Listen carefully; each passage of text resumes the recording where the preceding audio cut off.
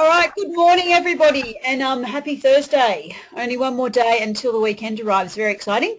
Welcome to the next instalment of Staff Recruitment and Induction from the Unit of Competency, Manage Recruitment, Selection and Induction Processes. This morning, Adam and I will be taking you through the learning activities 2 and 3, which is learning activity 2, staff recruitment and induction, and learning activity 3, which would be manage staff induction. Okay, so those are the two that we'll be looking at this morning. Obviously, hopefully by the end of the session, what we'll be looking at is having given you or provided you with enough information to be able to complete all of the learning activities for this particular unit of competency. Then obviously next week we move on to reviewing some of the assessment in a particular unit. So that'll be for next week. So obviously by the end of the session, you'll have all the information that you need to be able to complete the first 3 learning activities. All right. Adam, is there anything else you'd like to add, or shall we kick on for this morning? I'm more than happy to kick on, guys. Yeah, just note that last week's session has been uploaded.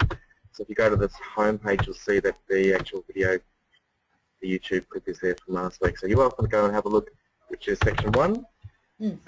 It's already there, and so by the end of the week we'll aim to have all of this week's webinars videos up as well. So for those are the subjects that you might have missed this week as well, including today's subject too. Lovely. All right, so for this particular learning activity, so this is really all about managing the recruitment and selection process itself. As you can see, Adam has opened up the questions there, and for this particular series of learning activity, there are 8. There are 8 lovely questions to complete. I do definitely highly recommend that you make sure you really review the learning materials for this particular section, as it will really assist you with some of the responses to some of these learning activities, and also familiarise you with some of the language and the concepts and the ideas that are also present throughout these series of activities, just to familiarise yourself and kind of give you a really good understanding of some of the key terminology that you'll find will be introduced over the next few activities. Absolutely. So without further ado, shall we start? Question 1. We shall. Would you like me to read the question? I would love you to read the question. Well, let's do it then. Okay, so question number 1 in this learning activity, the second round of activities. What would an employer consider when determining future workforce requirements? Okay. So what would an employer consider when determining future workforce requirements? Absolutely, and I guess as part of recruitment and selection, determining what your workforce or whom you need in your workforce is a key strategy. You obviously don't just recruit for the sake of recruiting. You do need to work out what your organisation needs, and then obviously you cater for those particular needs. So it is important when you are recruiting, and from an employer perspective, that you really stick by these particular needs, and you obviously cater for those types of needs when you do recruit. Now there are a couple of really important things that I think are really important to consider when you are looking at long-term workforce requirements. Sometimes things like perhaps your competitor, what your competitor are doing, and perhaps any technological advancements that are obviously present in the market might also give you a need to really look at potentially what you might need in the future in terms of recruitment. I also think that any kind of legislative changes as well is a big impact on how you might determine what your future resource needs are. But I guess what it is, it's really all about planning, and it's about having access to information and trends so that you know what you need to be able to recruit for. Sorry Adam, did you? Yeah, no, it sounds good. I understand that most businesses do a process called workforce planning. Yep. no, so when I say most businesses, a lot of small businesses don't do that. They just try and remain very, very small and adaptable to whatever comes before them. But a lot of sort of mid to large size businesses are required to do this process of workforce planning in order to understand what their workforce needs to look like going forward, and then therefore they can fill specific gaps. As you mentioned, it's, you know, the process of recruitment and selection and filling roles is not a random process. It is a organised process. There are many different things that an employer needs to consider when determining their requirements. So when working out, hey, what do we need going forward? So really, this sort of question is saying, what are the types of things that might affect the way that an employer will need to fill their workforce, or when they're workforce planning. So you mentioned a couple of really good things there. Technological changes. It's actually a really unique one. That one. It's really a good call. Yeah. I also think technology drives businesses. Yeah. Go. Yeah, and if you're looking also to expand your organisation as well, so I guess from a strategic perspective, if you are looking towards expansion, that would also be a really important kind of consideration to look for when you are recruiting long term. I guess what it gives you the advantage of doing is, you know, last week we talked about recruiting to retain, so being really proactive in your recruitment process, but rather than being quite reactive and not getting the right candidates that you need.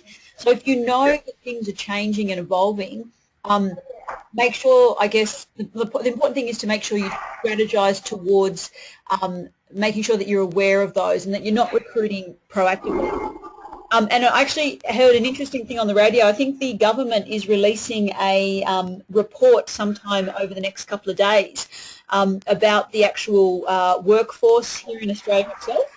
And they've interestingly said that there is definitely a real need for a more mature age worker in organisations, because they feel that there's not enough mature age workers in organisations. So diversity and importance in terms of having diversity across different age brackets, really. Yeah. Which is interesting. So that's interesting. Yeah, which is actually, you know, when you talk about legislative changes, one thing that I think about is that the political landscape. Actually, you know, we always wait for the budget to come out every year, and then everybody's talking about, oh, what's in the budget, what's in the budget. Those decisions are huge for some businesses. Some businesses are quite immune. Some businesses are almost wholly and solely reliant on where the government are going to be effectively spending their money in the future year, and therefore an organisation might have to, you know, its workforce planning might be desperately affected by what's going on out there in the political landscape. So these are factors. Generally speaking, when we talk about workforce planning, what we're talking about is two things: doing effectively a skills analysis or a capabilities test on your current workforce, so the people that you've got, but then trying to work out where are we going and what do we need to be looking like, what does our organisational structure need to look like going forward, and therefore what roles do we need to fill. And one of the main determinants of that is what the strategic direction of the business is. What is the business? And look, a good business will, when they're putting together their strategic direction, they're going to look at a whole range of different things. Now, you mentioned legislation, technological changes, political landscape. You know, your competitors might be doing things and you need to keep up with them. So that might be a determining factor in terms of what your strategic direction is. But really the main one here is that strategic direction. So what the company is looking to do in the future, then effectively they're trying to, you know, fill the gap between what they look like now and what they know they need to be structured as to get there, to achieve that. So that's one of the main ones that I could say. Well, is there anything else that, I mean, you know, you've also got things like trends. Yeah, absolutely. Current trends, current fashions, those sorts of things. So there's a million different things, And we want to be really careful, because I know that there is another completely different unit called Managed Workforce Planning as well. So we don't want you to obviously spend too much time on the kind of concept of workforce planning itself, but just to get a bit of an understanding as to what are some of the things that you could do or you need to consider when you are looking at future resource opportunities too. And workforce planning is a really interesting kind of unit. So just, you know, if it's something you want to explore, there is definitely other options out there in terms of, you know, future courses or qualifications that you can do around that. Okay. I think we should go on to the next question. Yes, Question number 2 for this set. Cool. I'll read the question if you want to lead the way. Sounds like a plan. Oh, sorry, we're looking at my screen, aren't we? I keep forgetting because we're usually looking at your screen. So, question number 2 is, why is it necessary in the recruitment and selection process to develop and use appropriate person and position descriptors? All right. So I think, you know, what we're talking about here is a position description could otherwise be known as a job description. Just in case you're kind of a bit unsure of what a position descriptor is, you know, you would probably look more so or be, you know, and it depends what you call them in your organisation, but a job description. Now, I guess before you go ahead and recruit, you need to know what you're recruiting for. You need to know who you are looking for. You need to know what responsibilities they have. If you don't have an appropriate job description or job specification, then you are not going to know what officially you are looking for in that individual. Once you sit down and you design your job description, you know who you want, therefore you can go through the process of understanding, you know, when you create your job ad, what you're looking for in that candidate. If you've got no job description, then there's really no official document to lead you through that selection process and that recruitment process. So it really is important, and I can't stress enough, to have job descriptions. Don't just allow somebody to come up and go, I need to recruit this manager, and there's no job description around it. It's going to make it a very difficult process to be able to recruit if you don't actually have a list of responsibilities and you don't have a document that is outlining what is needed from the candidate. Generally speaking, in life, you get if you know what it is you want in life, you're more likely to get it. Yeah. And we talk about this exact same thing when we talk about SMART goals and goal setting, and one of the main things that we tell our students is that you've got to be really specific when you set a goal. You know, the more general you are, the more likely you're just going to be shooting randomly, and maybe one in every 50 shots is going to hit its target. So you've got to be specific. It's really, really important. There are financial connotations to this as well. The more general you are with your description. So, you know, we're looking for a person that is happy to work either full-time, maybe part-time. So the more, I guess, more general you are with that, the more likely you're going to get a whole lot more applications and candidates, which means it's going to obviously take a lot more time to sift through those. It's going to cost more money to go through that.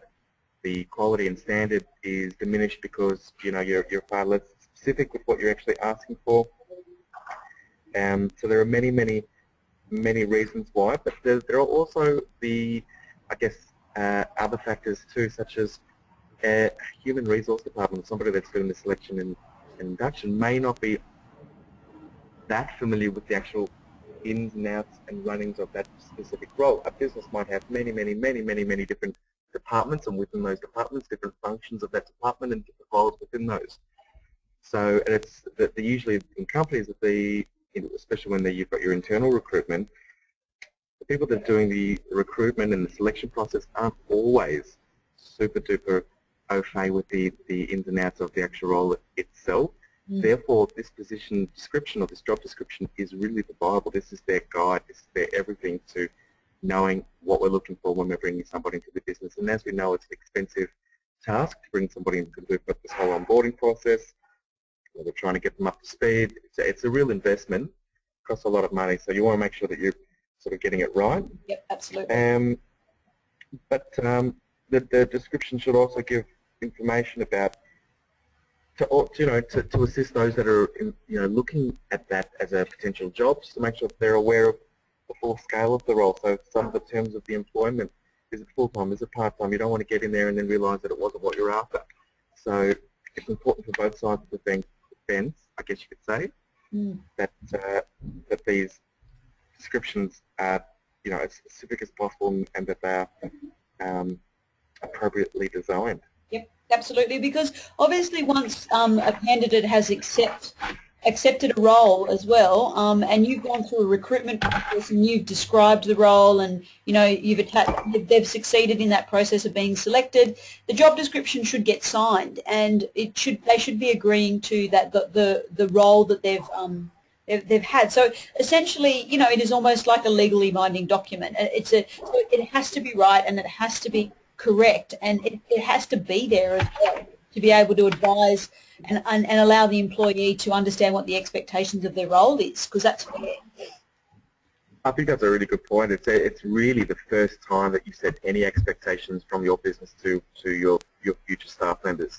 It's really the very, very first piece of evidence, the first example of what your expectations are of them. Yeah. So, if you're a little bit too casual with your job description, and then when they come into an interview, it's all it's fun and games, we play table tennis here, you have a ball, and then you come in and it's like not that environment whatsoever. You've got to sort of, it's the very, very first sort of glimpse of the culture of the organisation, really. Yeah, it is. It does define it. It does. So it's super duper important. Let's have a look at the next question. I think we've sort of satisfied that one. I think definitely. Question 3 is, what strategies can you use to make sure that the appropriate person, so what strategies can you use to make sure that the appropriate job descriptions are available for the recruitment process? And just with this one, Adam, you were mentioning before the importance, like sometimes maybe the people that design the job descriptions in HR might not be fully equipped with the knowledge of specific roles. So it's always good to have feedback when it does come to recruiting for people and creating job descriptions. So this will make them more accurate. So I think discussing and being open with feedback from other specific areas of the business that are skilled in those areas that you're looking for will definitely help you with creating appropriate job descriptions. So I think really using that, like the consultation process is really important. Don't just assume that because you're in HR or because you're in recruitment that you know exactly what a role entails. Consult. I can't stress that enough. Yep. More information, the more feedback you get, the better that job description is going to be and the more accurate it's going to be as well. So the word here is appropriate, but I've sort of just put 2 words there, current and relevant, because that's sort of what we're sort of considering, when we're talking about an appropriate job description. Is it current for what the business needs right now and relevant? So that's sort of what we're kind of saying, and what your point, Alyssa, is absolutely spot on.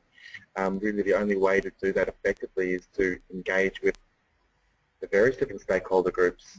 So whether that's the line managers, supervisors, or the actual employees themselves, and just ask them, what is the role? Is the role kind of reflective of the job description? Are there other things that we've missed here? When you guys are doing the job, are there other skills that we've missed through this process? Yeah, absolutely. Absolutely. I would say another strategy really is to have a regular review of that as well. So yes, even though we might engage with our key stakeholders, if we haven't reviewed it in a couple of years, it's no longer current. So it's important to keep that that regularity of review surrounding some of these key documents. And that's definitely a great one. I mean, I think, when we talk about appropriate, I think just one of those basic skills of actually reviewing and updating job descriptions regularly to include current pieces of legislation or current trends or current ideas, current language as well. I think that's one of that is also, even though it might seem minimal, I think it's really, really, really important that you do that. And, having that review process I think it's just incredibly important. Yeah, and look, as you said, changes in legislation are a massive driver for policy changes too. So anytime there's any change in legislation, you just have to look at all angles of your policies and procedures, as well as your job descriptions and your processes in general. Just make sure that nothing's been affected through that change. Absolutely. So that's question 3 done. Let's keep rolling on. All right. Okay. Question 4 is a really straightforward question. It's simply list some ways an organisation can ensure access to training. Okay, so I think when we talk about this, I think it's important that we contextualise the training in context to the recruitment and selection process. Does that make sense? Yep. Yeah, so what we're talking about here is if you are involving your management team, if you are involving other people in the recruitment process, that it's important they have access to being able to be trained in these types of areas. So you can't just expect people to get in there and be able to, you know, go out there and conduct an interview or create a job description. You know, there has to be some kind of training involved. So I guess it's really important that, you know, an organisation allows certain people to have access to this training. So I guess what we're looking for is what are some of the ways that these guys can get access to training? Yeah. Yeah. It's all the sort of the things that you would consider.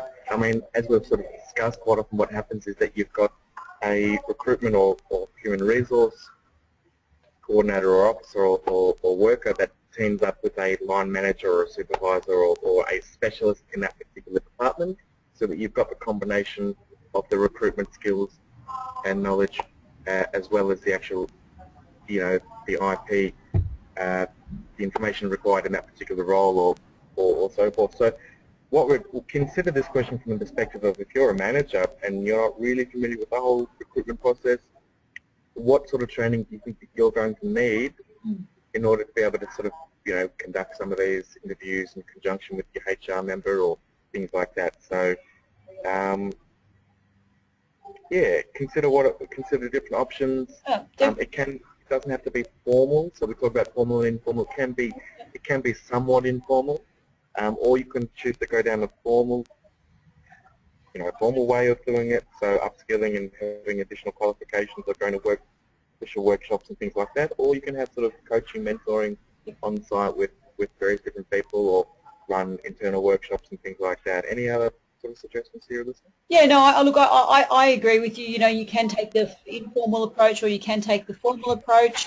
But it's obviously, you know, there might be online opportunities, although it, you know, probably not ideal. But yeah, I mean, I guess they're the two main areas that you would be doing. But just obviously understanding the importance of being able to have access to training if you're going to be a part of the recruitment and selection process. Yep. Yeah, absolutely. I mean, look, it's important that you understand some of the various bits of legislation that we're going to actually get to next with the next question too. So there are certain things that you just need a basic grounding in to know, Yep. and to be able to conduct those interviews and that process fairly and within the law. So with that in mind, question 5, list some legislation that has an effect on the recruitment, selection, induction process. So this is exactly what we're talking about. We know the legislation affects the way that we go about our recruitment, selection, induction process. There are laws in place, there are codes of practice and things like that. Just give us a list. So we don't want explanations of why we've done that before with various different things, like in our project management classes and things like that. We ask you to contextualize a little bit project management. We just want you to list bits of legislation that have an effect on the process of selection, Yep. recruitment and induction. Yep. And they're the sort of same typical ones that we would have dealt with and worked with in the past. We might just leave this one and move on to the next question. What do you think? Yeah, no, I agree, because we have gone through this process. There's been a couple of previous units out there where we've talked about some variety of different pieces of legislation, so hopefully everybody has a really strong grasp of what those particular pieces of legislation are. So as you said, You should do. No need to describe them, just list them for us. And list the current dates. Yeah, and list the current dates, my favourite part. So we want to know what is the actual date. So the Racial Discrimination Act, we want to know which year, because it actually changes everything. So put the date in as well, please. Okay, question number 6. Yes. When might it be necessary to utilise specialists? Oh. And again, what are we talking about here? We're talking about in the case of recruitment. Yeah, definitely. And we all, essentially what we would probably do is, when we talk about a specialist, we will probably generally tend to talk about somebody external from the business, okay? So perhaps you might be in an organisation where you are recruiting for a specific role that you've never recruited for before, okay? Yeah. Perhaps you've never had the experience or understanding of what the job might entail, so you may have to seek assistance from somebody external from the business who specialises in that type of recruitment or that particular type of position. Okay? Yeah. That could be a reason why you might, use a specialist. You might also have use a specialist because you've had a position that you're just not able to fill for a really long period of time. So it's a vital role. Perhaps you've recruited internally, you've gone externally through advertising processes, but you've done the recruitment process yourself, but you're just not finding the right people. So maybe you might need to use a specialist to be able to assist you accessing a different market. They could definitely, there's a lot of reasons why you may need to use a specialist. Look, recruitment is such a competitive industry in and of itself, and part of the reason why is that different agencies try and cater for a special market. Most people can go and advertise on Seek or some of the obvious places and cast the net out into the marketplace and hopefully land some staff members. But as you mentioned, when you're looking for somebody that's of a specific niche skill, quite often not the way to go about it is to go onto the My Careers and the Seek, because that's not really where you're going to find these guys. Yeah. It may be an extremely small field or pool that you're trying to pick from, and you need to engage with these agencies that are specialists in that marketplace, that have access to the right stuff, the right candidates, and can help you. So yeah, they're kind of probably the main reasons why you would outsource that process to use an agency or a specialist to do that. Yeah. It can, as you've mentioned, it can just simply be that you've never ever filled a role like that before. You don't have the knowledge on what the sort of skill set required to execute that role effectively is. You figure that, it's going to save a lot of headache, time and money if we just spend a few bucks now to get somebody who knows what they're talking about to help us bring somebody into the business that we need. So that's another reason. Yeah. And just as also specialists do cost money. They don't really generally offer a free service, and it's because of the value that they'll bring to you. Quite often, they are quite expensive, but they will allow you that they will take a lot of the responsibility that you might have from your role, and they might take on that responsibility, and they also might be able to access different parts of the market that perhaps you haven't been able to get into. So well worth a spend, but they are actually quite costly. But they can basically do all the pre-checks, they can do all the reference checks, they can basically test that person. So when that person walks into our company, that they are ready to rock and roll from day one. Yeah. And that could be part of our expectation too. So there's right. cost saving to be had as well. Look, another reason is that quite often competitors, your competitors in the marketplace will be scanning and keeping an eye on what you're doing as far as your recruitment goes, because quite often, we talk about strategy and we talk about linking workforce planning to strategy. When you are recruiting and advertising for roles, it's almost a look-in and a glimpse into what your business is trying to achieve, or what roles they're trying to achieve. Is a bit of a look into what your future direction is. So sometimes it's actually dangerous to put out into the general marketplace and the usual channels that you would advertise some of these roles, especially these specific roles. Quite often what you're going to want to do is you want to hide that activity from some of your competitors, because you don't want your competitors being aware of some of the activity that you're up to as well. Yeah, no, that's a good point. Absolutely. Keep it on the down low, yeah. Keep it on the down low, that's it. On the down low. Let's go to the next question, shall we? Absolutely. Question number 7 in this set you're applying for. We're almost done in this set. Unbelievable. Question number 7 is consider the selection process from advertising the vacant position to selection of a candidate. Right. So that process from advertising a vacant position to selection of a candidate, list the processes that are likely with regard to policy, procedure and legislative requirements. Yep. Okay. Now, there's obviously a process that you go through, a step-by-step process that you go through when you are advertising from a vacant position right through to a selection, to actually finally selecting the candidate. So what we're looking for here is we're not looking for you to give us a 1,000-word report of, you know, the process. I would just be looking for you to list each step for us through that process, okay?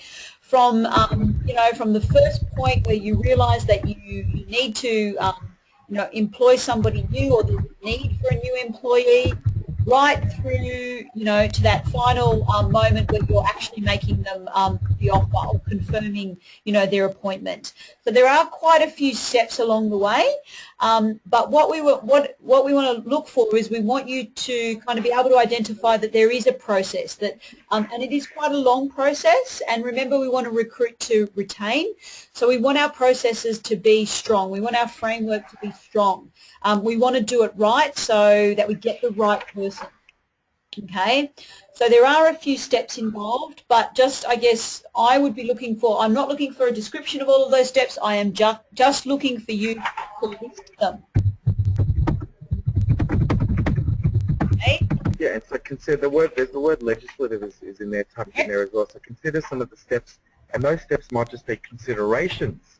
Yeah, so your step might be reviewing or considering or you know, those sorts of things. Because that's making sure your processes and your procedures are up to date with relevant legislation, you know. That could be one of the steps that you do, but it could be as obvious as, you know, creating a job ad and, you know, and scanning the market and shortlisting. And you tell us what some of these steps are. I've given you a couple. But how many do you want? How many would you like to see here?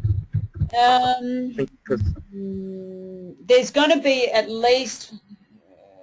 There's probably going to be at least 10 to 15 there. So how many steps do we want to see? You know, individual steps that are part of this process from advertising to hiring. I would like to see at least 12. At least 12. And that's being super generous too. Okay. Yeah. I'm glad I let you. Yeah. You've got to, obviously what you do is you've got to make sure that, you know, there's the first step there around making sure you've got your processes in place for actually requesting the new employee. You know, then you've got to look at things like, you know, making sure that your job description and your job specs are up to date, making sure that, you know, you've got the correct wording in the advertising, you know, looking at shortlisting resumes, who interview, you know, what series of questions will you look at? Are my policies up to date? Who am I going to interview? What times will I interview them? There is a lot of steps there. Okay, listen, I've just decided to change it based on your explanation now. I think 20 steps now minimum.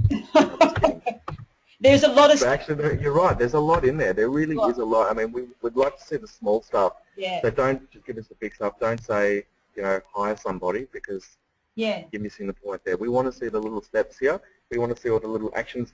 Now, even consider it from the point of view that you yourself are applying for a job. What are some of those interactions that you might have? So you apply for a job. Yeah. You might get a phone call. You might have a first, second, third interview. There might be reference checks.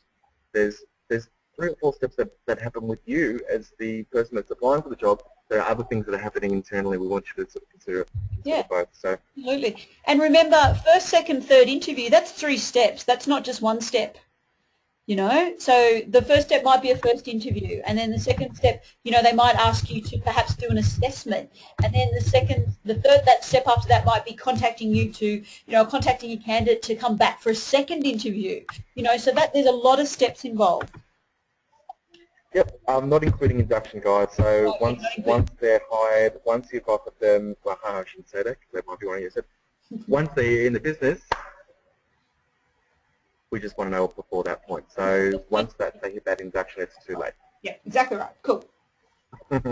One more question in this set, and then this set is all done, guys. So let's have a look at question number 8, and I'll read that out. Which is, why is it important to ensure job offers and contract of employment are executed promptly? Okay. Why is it important to ensure job offers and contracts of employment to execute properly? Okay. Now, I'm a big fan. Look, I think that a contract of employment is securing your candidate. Okay. Yeah. If you don't secure your candidate ASAP and they are attractive candidate, you may lose them. Okay. So once you, and also, I mean, I think that if somebody offers you a job and then you don't see a contract for 3 to 4 weeks, which I have experienced, you do lose a bit of confidence. Perhaps you lose a little bit of disconnect to the organisation. You might even lose a little bit of motivation. So look, I think it's important that you get, as soon as you get your job offer, that you make sure that, you issue your contract of employment ASAP, so you secure your candidate, but also they sign and they acknowledge that they are ready to go and they know exactly what the expectations of the role are. You obviously attach your job description just to avoid any issues. The longer you leave it, there are a few issues that could pop up with regards to losing confidence, motivation, and potentially losing the candidate as well that you have spent so long trying to secure. Yep, and look, that's the main reason. Let's be honest, that's the main reason you want to secure your candidate. But consider it from the other side as well. I mean, you might have shortlisted 2 potential candidates for the role, and you go, okay, so candidate A is our first choice and candidate B is our second choice. We're going to try and get candidate A to sign and agree to the terms of employment as quickly as possible, because if they don't, we still might be able to get candidate B involved. Because candidate B was a great candidate, just candidate A was slightly better.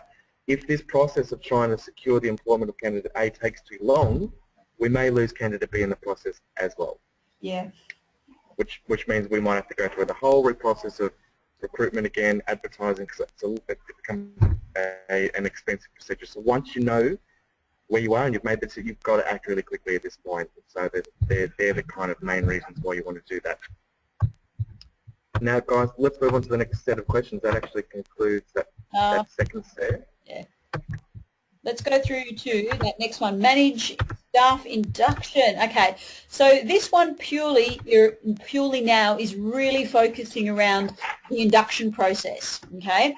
Now, just as the heads up, I think, we talked a little bit about this in another unit. I think manage people performance, we brought it up. And, we've probably talked about it through in other units, but just the importance of induction is essential. Like, that is the first touch point that the new employee has with the organisation. Think about yourself when you've started a new job. It's all a bit scary. It's a bit emotional. You're not sure who's going to be working there. You're not sure about the organisation's culture or, the values or all the policies and procedures. It can be quite overwhelming.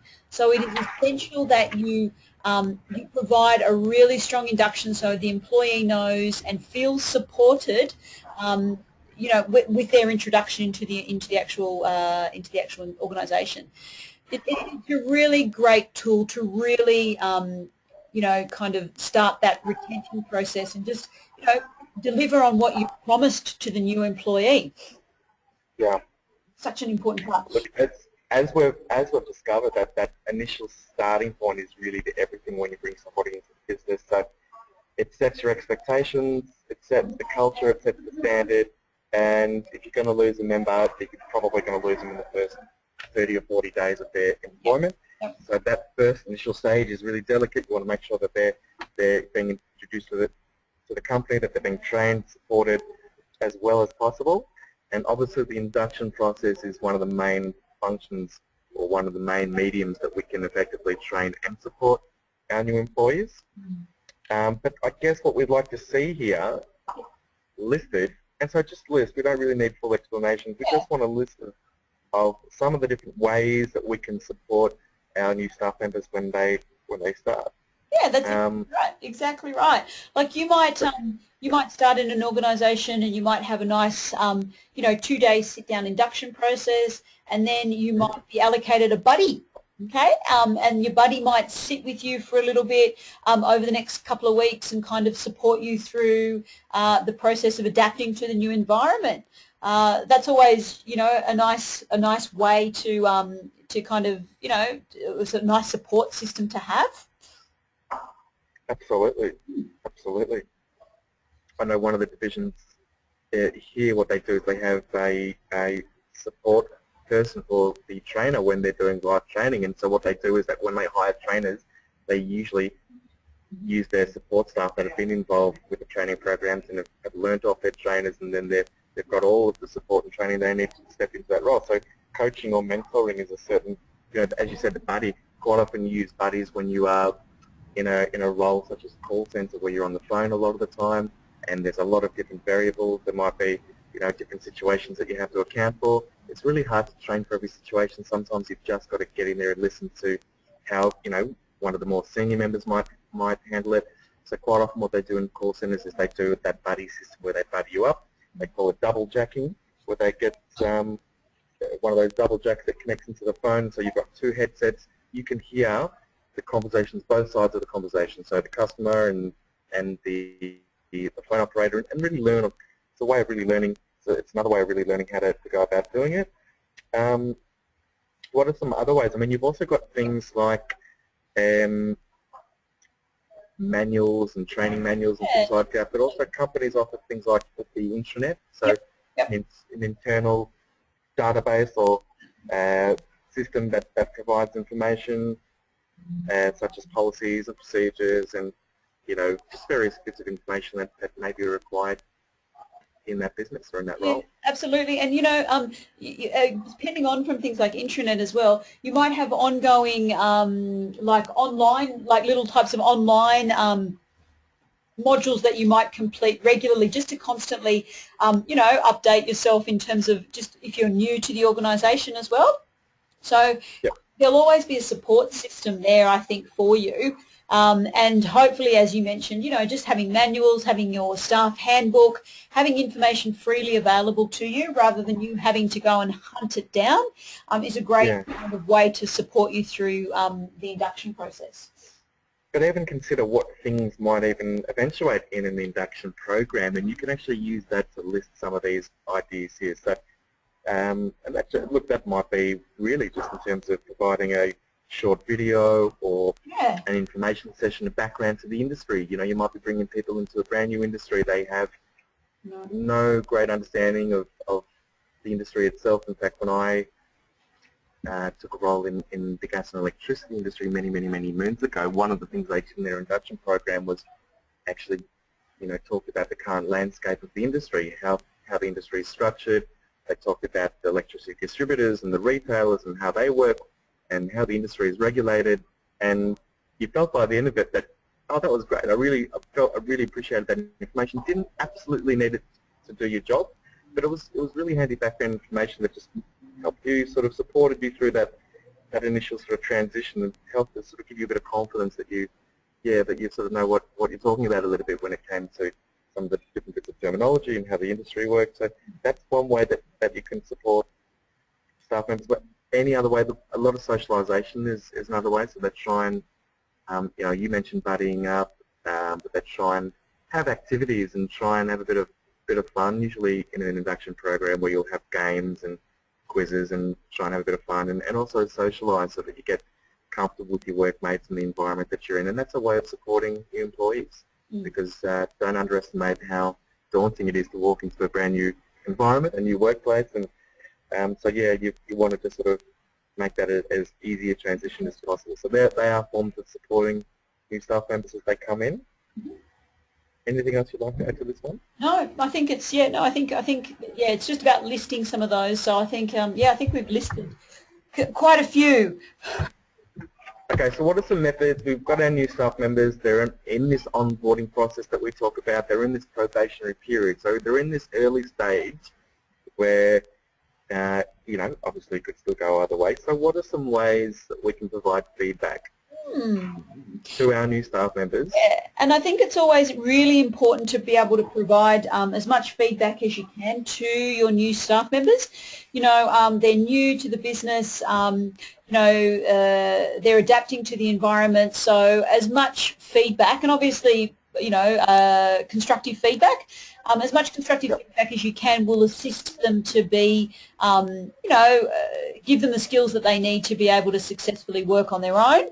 But I guess, I think when you are providing feedback to people that are in the probationary phase, that it gets done, quite quickly, and I guess it gets done, on a regular basis with perhaps, an informal or a formal or formalised meeting, say, for example, just asking them to have a bit of a quick chat with them or sit down with them and address any kind of feedback that needs to be handed over. That's something that I think is always a nice way to do something.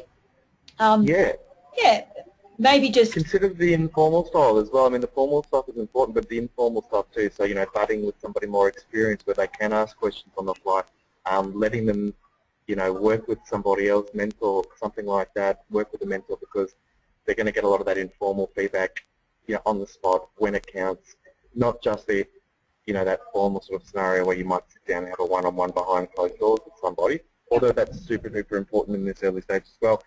A lot of that informal feedback is just as, if not more important, the on-the-fly stuff that you need to learn. So,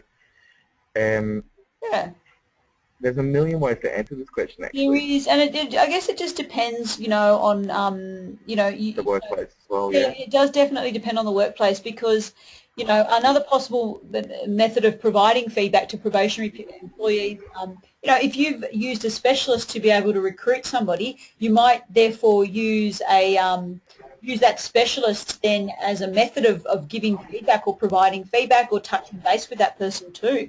That's another option. Another method of providing feedback, if you might be to go, and spend some time observing, the newbie or the new employee as well. There's a lot of different ways to do it. Obviously, I'd probably be looking for maybe about 3 different methods of providing feedback to a new employee that's in probation. Oh, at least, at least a couple, at least 3. Yeah, give us at least 3. So, they're kind of obvious. Check in with them, make sure they're okay.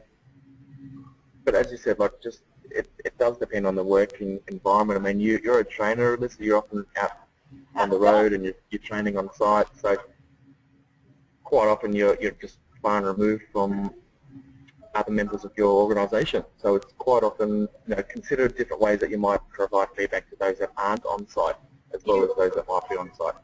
Yeah, absolutely, and it could be just as easy as perhaps, organising a Skype session or maybe having a conversation with them over the phone. Do you know what I mean? There are lots of different ways that you can provide feedback. Okay. Indeed. Yeah. So even though you might not be in the workplace all the time, or you might be a bit remote with technology as well, there are some opportunities there too. There should never be no excuse to provide feedback. Does that make sense?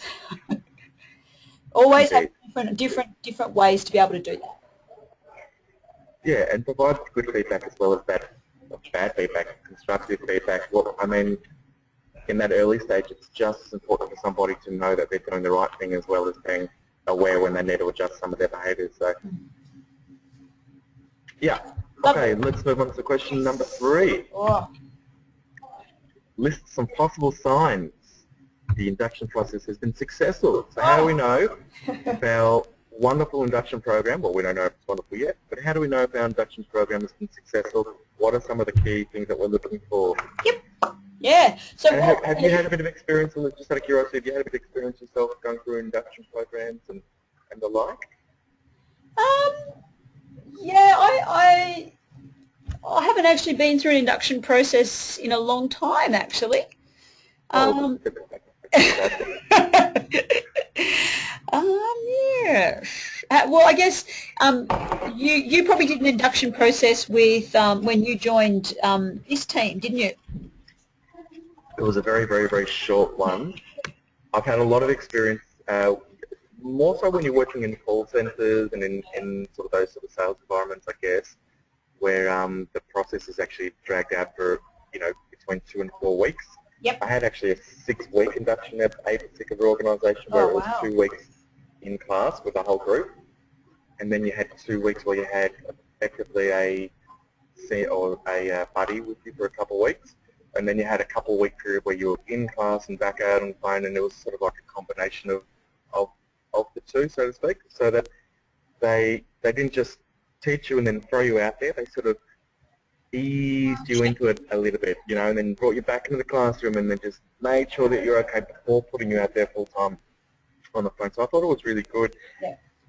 So, for me, the signs that the induction process has been successful from the point of view as the one providing the training, really or the induction process, the engagement that you're getting from your participants for me is one of the biggest signs that what you're doing is right. So Yeah. the induction program, look, generally speaking, induction programs are meant to be dynamic, they're meant to be enjoyable, they're meant to be sociable, they're meant to be, it's meant to be a nice sort of gentle landing, but at the same time still maintaining what your expectations are, and identifying what the culture of the business is at the same time. So you don't want to be so lax where, we come in, we play a game of pool and throw some darts around, and in a couple of weeks you'll be on the phones. You've got to set your expectations, but you also want to be careful to manage the people into the business and keep it enjoyable and fun and not too overwhelming. And you try and have as many sort of activities as you can through that process. So when we were learning about the gas and electricity industry, for example, and learning about all the different processes and software that we needed to learn, we would often play games and have we would play a game of darts, or we would play quizzes, and we would win little toys, and we'd have teams, and all of those things help make the learning process fun. Yep. And so I think a sign of a good induction process is that your participants are heavily engaged. There's that's, for me, that's one of them. The obvious ones obviously are that your new inductees are understanding all of the new processes. They understand their role. They know who to direct questions to. They know how to use the new computer software. All of those things. Yeah. Absolutely. I mean, but you're kind of touching on a really nice point there. You want to make sure that your induction process has meaning, and that it engages, the new employees as well. So, all of those things definitely, like you mentioned before, are definitely ways and signs that it has been successful. But I quite like, the concept of, how do you know that it was meaningful for the induction process was meaningful and it was valuable and it engaged the new employee as well, because all those things are so important. Yep. Look, probably one of the most obvious ways of testing this question is having a look at their KPIs, or looking at the quality of their work when they are out of the induction process. So if I'm running an induction process and then I send my guys into the workforce and they have absolutely no idea what they're doing, then I'm going to question that my induction process has been overly successful. Even if we did play games and have fun and we socialised and everyone was relaxed and all of those things, their ability to be able to complete their job to a standard and quality is effectively probably the most important way. And the other thing that you mentioned, I think earlier or even last week in the subject, which was the need to get these processes right in relation to your retention. So looking at your retention rates as well is another sign that your induction process has been successful. So did half of the people leave before starting? If so, maybe your induction process is not very too good. heavy. Yeah. Maybe you've got to just loosen it up a little bit, potentially. Or maybe you were too loose about it. This is also it's too much fun and games and you're not setting the right expectations, and what happens is when you set somebody into the actual role itself and it's been completely unrealistic from what you've actually been showing them in induction and what the expectations you've been setting for them, there's too much of a difference there. They're likely to to scoot. So retention of your staff is actually a really big sign. Yeah. Yeah, I absolutely agree with you. How about we move on to, last couple of questions there. When would it become necessary to alter or amend an induction policy or procedure? I think So you've yeah, we almost talked about that just previously as well. well, we've talked about it in the past in relation to your recruitment and selection policy, and I guess it's the same sort of thing here too with your induction policy. Yeah, absolutely. And, So, I guess when would it be necessary, when it would become necessary to alter or amend? Yeah, like your induction process or your induction procedure, might not, might need amending when things change, when trends change as well. Perhaps you've had an organisational restructure in your business. If you've had an organisational restructure in your business, that would warrant an amendment of your induction policy or your induction procedure. Perhaps you've had updates in your policies or in other areas of your business where, there's been changes in processes. I think at the same time, yeah, there's warrant there for an amendment to an induction policy. When you do induction, you want everything to be, up to date and current. And if things absolutely. change constantly in the business, you need to make sure that that's reflected in your induction process, because you're Couldn't have said it introducing better. you're introducing new people into that business. Spot on. I mean, look, even if you change any small process, it's got to be reflected in the induction process. If the values of the business change, if the strategic direction changes, but even simply, you change your software. I mean, that might be one of the biggest things. If your computer systems change, Yeah. how are you going to change your induction process? Well, you have to change it. So, yeah. Oh yeah, even if your customer service philosophy changes, or like you said, you reintroduce new systems or those types of things. That's all a part of what you're introducing in your induction process, and you need to make sure that your new employees have got that information. They need to have that information to be able to perform their responsibilities and their job. But I think also, like all good policies and procedures, there is a degree of periodic uh, amendments or alterations, or not even alterations, just just reviews really. Yeah. So it's certainly important to keep an eyeball Those on things. things and keep doing things. So yeah. Yeah. Shall we have a look at that last question in Well, this? it's actually the same sort of question, I really, isn't was it? just, yeah, I just wanted to, I was just having a look at it, and I was just like almost, it's almost identical. Provide some examples where an amendment to an induction policy or procedure would be warranted. Well, I mean, Same question. I think we've kind of answered that in question 4. Yep. Yeah. So as we We have. talked, Yep. like legislative changes would be an example, like maybe updates in work health and safety, or as you said, I love the introduction of the new system. That's a really good warrant or a really good reason to actually amend an induction policy or procedure. I think those two are very closely related. Yeah, they're the same question. So look, Yeah. just give us a couple of different options between those two questions, and I think we're pretty much satisfied. Yeah. Yeah, absolutely. Cool. Okay, I All think right. that sort of wraps it up. Look at I that, think right so. on time too. Isn't that a beautiful thing? All right. Well, I guess Do we have any questions does from our anyone have live any feed? questions?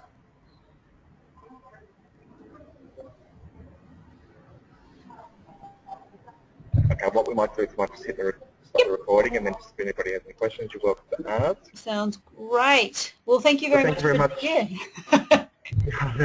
We've done this a few times. Next week, staff recruitment and induction will be just taking you through the finalising all of the actual assessment tasks itself. So this subject will be concluded this time next week, guys. So keep an eye out for the links and the messages of the updated schedules, which will come out in the next 24 hours next week. Yep. Business students, don't forget there's not going to be any webinar on Monday. Your Monday webinar for business students is now on Wednesday. So you guys will actually have Tuesday, Wednesday and Thursday webinars next week, business students. And yeah, that's about it for public service announcement. Thanks very much for your attendance. We'll see you next week. Absolutely. Thanks, everybody.